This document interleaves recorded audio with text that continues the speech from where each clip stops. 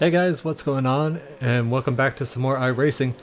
First of all, I'd just like to thank everyone that has subscribed to the channel in the last 2 months. It's been quite a while since I uploaded a video, and there's a reason for that. I was just coming out of my busy season for work, and right after that I had to start doing some traveling for work. So as far as being able to find time to race and upload videos and all that fun stuff, there wasn't much time at all. So I'm back to my regular routine now, and this season here we're going to be running a brand new car that's new to iRacing, the Holden Commodore V8 supercar. And I've been interested in running the supercar for, I don't know, better part of a year now, but I always kind of stayed away from it a bit. It's a very difficult car to drive. It's totally different than GT3 that I've been racing. You have to be a lot better driver to be able to drive this car. It's a heavy car. It's got a ton of horsepower. It's got smaller wheels, smaller brakes. So, it takes a certain amount of skill level to actually be able to drive this. So I've been getting a little, I don't want to say bored, but I think I raced so much GT3 that I'm just kind of, it wasn't fun to race anymore. I'll still be doing it off and on because they implemented a new team racing to GT3, so me and Tony will probably be doing that. But as far as running regular races, I think I'm going to stay away from it, and this season I'm going to run the V8 Supercar Series. This video here is just a practice session that I was doing.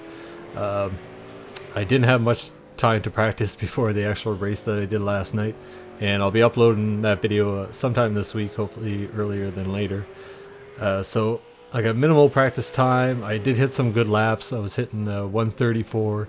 That's off the pace of, say, the pro drivers. They've been doing like 131s and even some 130s in qualifying. But 134 for me was really good. Before that, I was hitting 136, having a hard time hitting 135 on the Okayama course. So to hit 134s, I was happy with that.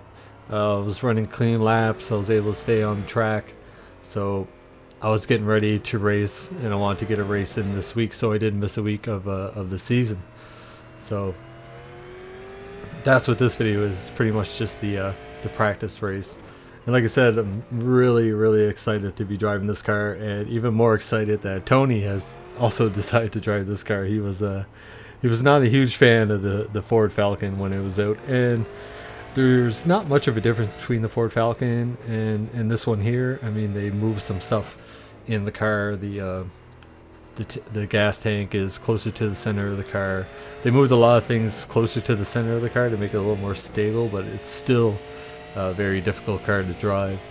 The Ford Falcon was retired because it was an old model, but they're going to be bringing that one back.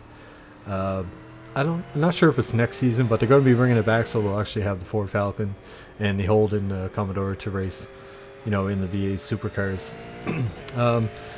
And I was surprised last night. Last night was Saturday, that I was actually able to get into a race because participation has been a little low for the V8s just because of the car it is and it's hard to drive. So most of the time, there's a great community with the V8 supercars too, but what I've noticed, they mostly raced Thursday nights and Friday nights. If you've ever seen the V8 Americas series, they usually race Friday nights. So I wasn't really sure if I would be able to actually get into a race on Saturday or not, but there was some people that joined. It wasn't a full race. I think there was 12 cars out of a possible 25, I think is the max, I think. But it was enough for an official race, so that was great. I was happy with that, and you guys will see that video in a couple days anyway. So Tony also took the time to make a nice new paint job for us. I think it looks great. His color scheme, he's running a blue and white in a light blue color. Looks really cool, looks really good. Tony always does the paint schemes for us, so I think he does a super job with the cars, and they look great. So other than that, I'm back to making videos. Hopefully I can make them more than I did before. And once again, I'd like to say thank you to everyone that has subscribed over the last 2 months, even though I haven't been active. And that's just unfortunately, the kind of the way that I am with YouTube, I'll be pretty consistent, and then I'll drop off for a couple months depending on real life situations and work, of course. That stuff always comes first. But I'm excited to get back to iRacing. One thing with the videos that I might be changing up, before, if you've seen my videos before, I did a lot of live commentaries when I was racing, because I was racing in a single screen. Now I do have a triple screen setup, but I wanted to do live racing. I found it a little more enjoyable, but I've kind of switched it up and I've been using the triple screens more just because it's better for racing. You know, I can see people that are alongside of me. There's other ways I could do it. I could use the track IR that I have, but that's a little difficult for me just because I move a lot. I move around a lot when I'm driving, which sounds kind of strange, but when you tilt your head in that, it kind of throws off your line if you're not used to it. I mean, if you practice long enough, you'll get used to it. But I find triple screen, you know, the best for me. So I've been racing that. So a lot of the videos that I do now might be from the replays, and you'll see different camera angles, kind of like you do here with this practice session. But you know, let me know what you guys think, what you prefer.